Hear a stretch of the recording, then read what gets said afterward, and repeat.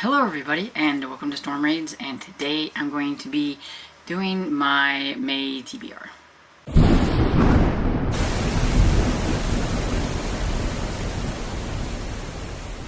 So I am co-hosting Middle Grade May with my friends Lee, Elizabeth, and Beth, and I will put their information and their channels down below so that you can go and check out what they're going to be doing for Middle Grade May and everything. And I'm also participating in a Zombiethon from Kat's Novel Adventures, and I'm going to be combining both of these together because my picks for Zombiethon will all be middle grade.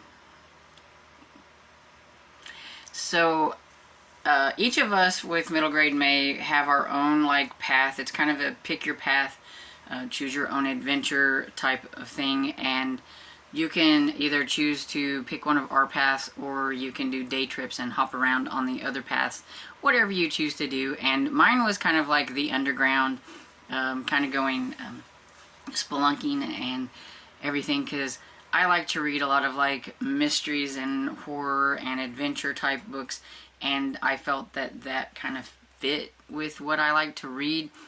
Going underground is scary. You find maybe some treasures and all that kind of stuff. It's kind of mysterious. And so we each have like about 4 prompts, I think, 4 or 5. And I know I have 4. And so I have a couple things. I have one thing picked for 2 of the prompts, and I have a couple things for a couple of them. But I kept it where I only had a little bit on my own prompts. And then I do have like some things picked out for my day trips to my friends' prompts and everything. And then I have a few things for Zombiethon, and it's just kind of all on here and everything. So my first prompt was spelunking can be spooky, to read like a spooky book. So I have Not Quite a Ghost by Anne Ursu, I think maybe how you say that, I'm not sure. And what I gather from this is it's kind of a haunted house ghost story. It's about a young girl who feels like she's not really quite fitting in. Her mother is moving them to a new house, and she's also remarried and has a new baby coming, and so she's trying to find out where she fits in. And the house might be haunted that they're moving into, I think, is what I'm getting from this. And then the other one I have is a series that I want to continue on because a new one came out this year and I haven't got to it yet.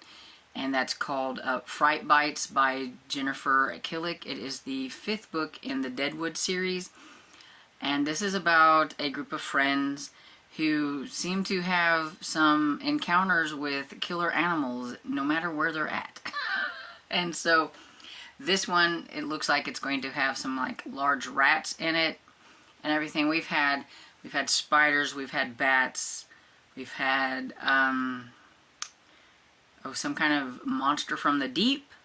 I'm trying to think of what the other one was, but I can't think of it. But yeah, so it's always some kind of animal is always after them. And there's usually some people behind the animals that we have followed throughout this whole thing too. And for some reason, those people have it out for this like group of kids. And they're fun. They're a little bit, some of them can be I would say in the middle of the road spooky. They're not like super spooky, but they have their moments. And then the next one is found some shiny items. So read a book that you think sparkles and everything. It could be the cover or maybe the story. And for this one, I picked Mission 1, All in a Day's Work by Susan Stodrell. This also can count for reading an author that I don't know because I haven't read this one. But I picked this one because 1, I had it for an e-arc and I hadn't got to it yet and it's already out. But 2, it definitely feels like it sparkles to me because it's got like some neon coloring in the titles and everything and the wording. And it looks like there's some lights or stars in the background, and she has a flashlight. So to me, it sparkles. So that's why I decided to choose this one. And I don't know a lot about this one. It says, being brilliant 10-year-olds in a competitive 8th grade honor class is a minute-by-minute challenge. When Jack, the polar bear's regular zookeeper, is a victim of a suspicious hit-and-run accident, super sleuths Sophia McGregor and Pedro Gonzalez investigate the zookeeper's questionable replacement with the help of their telepathic animal friends. So there you go. Something like that. It sounds quite interesting, and so yeah, I'm really curious to see what is going to happen with that one, and it's really short at 126 pages.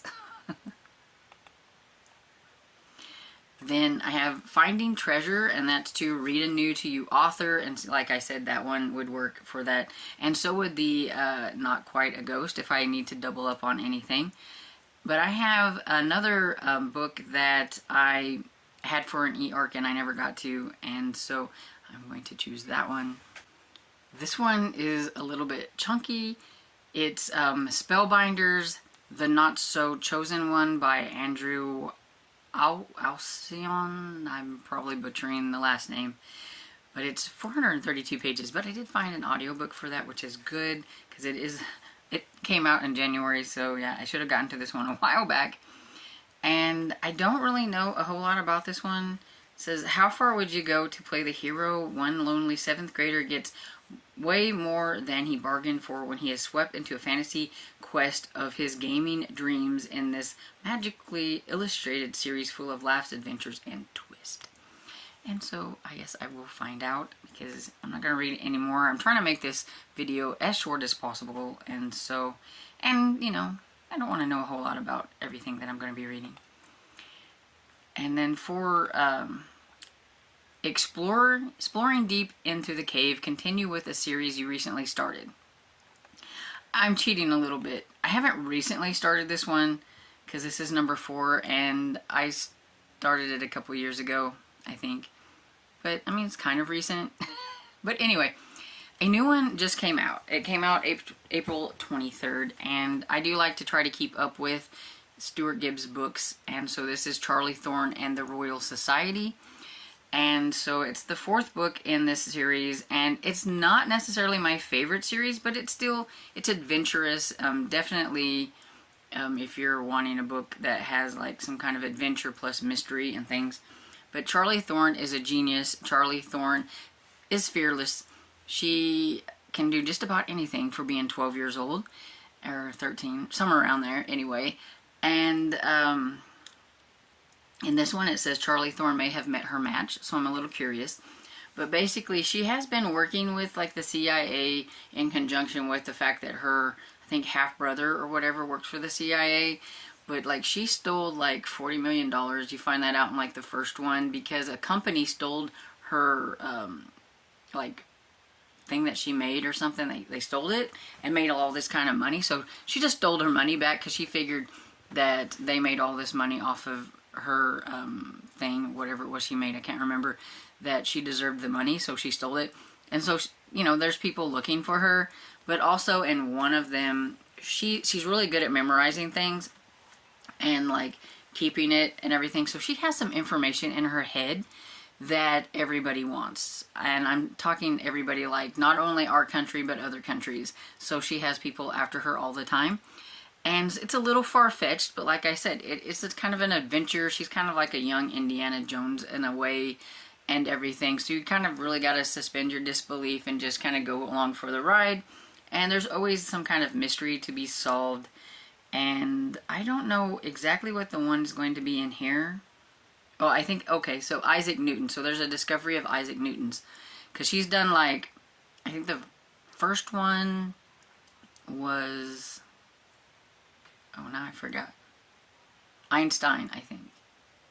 I know that, okay, there's been Einstein, there's been Cleopatra, and there's been Darwin. I don't know if I'm putting those in the right order, but there's always seems to be something surrounding somebody from the past and everything. So I want to get to that one, and then I'll be caught up with that series until another one comes out. And so, yeah. So maybe cheating a little bit, but, you know, they're my prompts. And another one that I feel like, you know, is more recent, because I think I read the first one last year when it came out, and this one is a new one that just came out this year, and it's Treasure in the White City by Dustin Brady. It is the second book in the World's Worst Time Machine.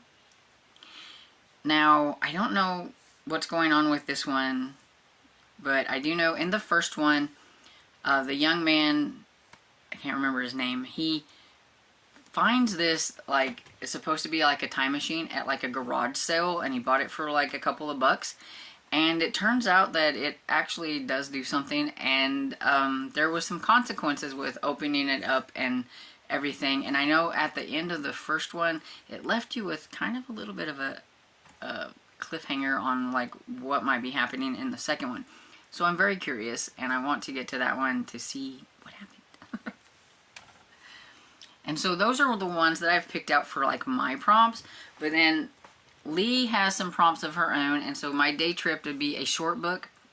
And so here I'm going to incorporate Zombiethon into this one, and I'm going to read My Rotten Life by David Lundbar.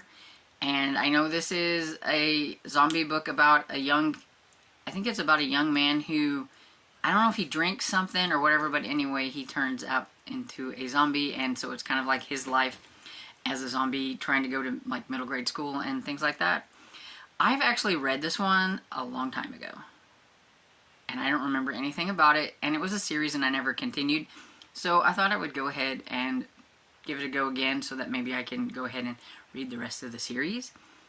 And then for best prompts, she also had a prompt for a short book, and so I'm also incorporating Zombiethon into this one, and I'm going to be reading the sequel by Mo O'Hara. It is the second book in the My Big Fat Zombie Goldfish series, and I may try to read more than one in that series because it is kind of a cute series and everything, but we'll see. And then she also has a prompt about cryptids, or like kind of like monster books, and so my book that I have to read with my eyeballs for middle grade is going to be Chupacabra by Roland Smith. It is the third book in the Marty and Grace series.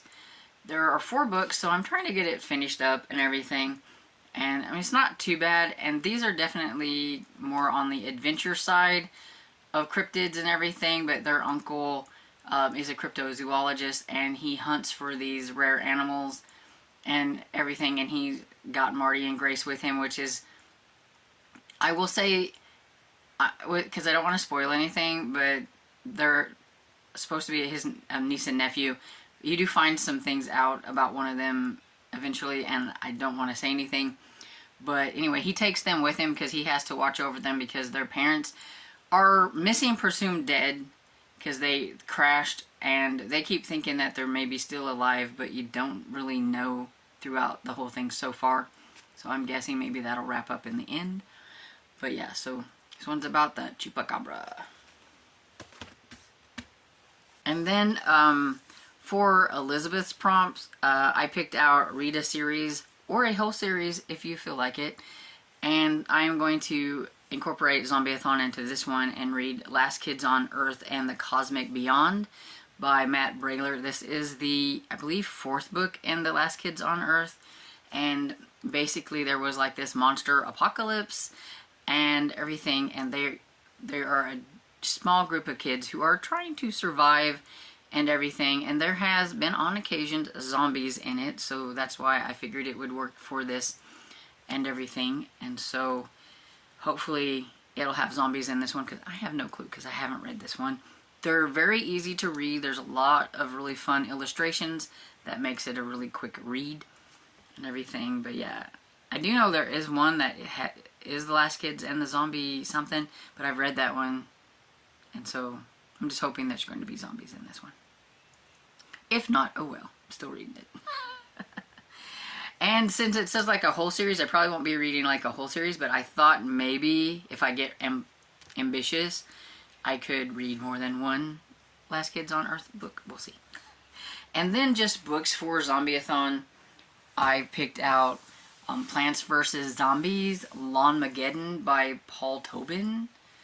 You know, I've always seen, I think this is like a game or whatever, Plants vs. Zombie game and everything. And so I thought, well, this looks cute. And it's really, looks like it'd be a quick read. I was trying to pick out things that I thought might be quick. And then I have Blue Moon by James Ponte. It's Dead City number 2. I read Dead City last year for Zombiethon, and so this is a trilogy, and I need to get it finished. So I thought I need to get to the second one, so why not read the second one during Zombiethon? And it's about some middle grade like zombie hunters and things. So then we have Night of the Zombie Goldfish by Paul Harrison.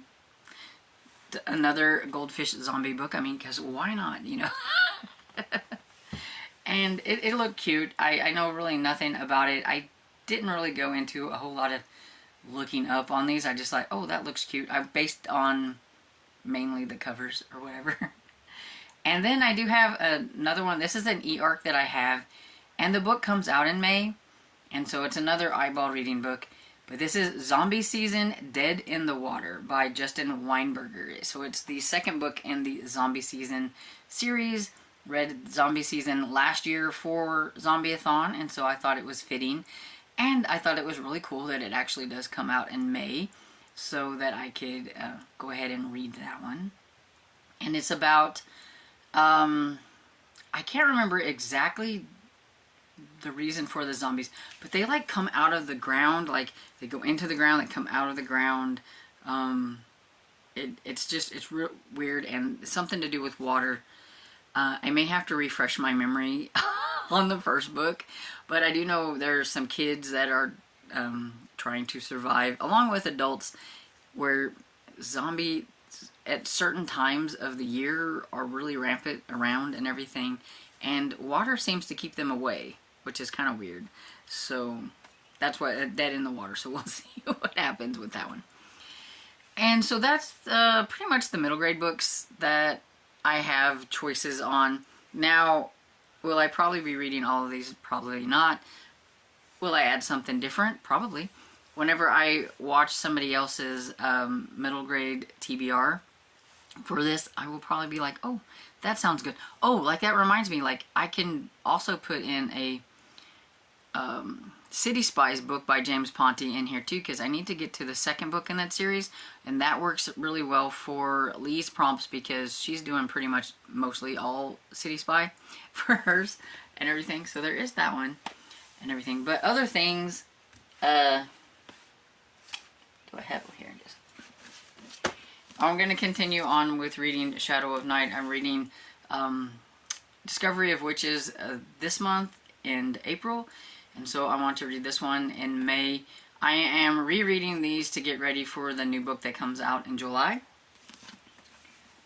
And I also have these two books that I'll probably be continuing on with. I'm hoping to have this one done by the end of the month, but I'm pretty sure I won't have this one done.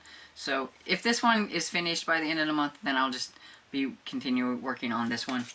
And also be continuing with Mysteries of Paris by Eugene Sue with my friend Nicole. And there's those things. And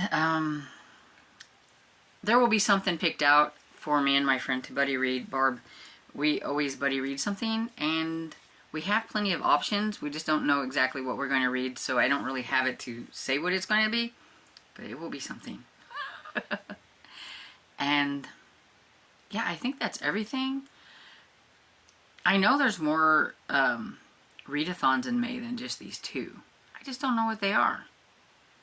And so you could like let me know what you're going to be participating in. Are you going to be participating in middle grade May or Zombiethon?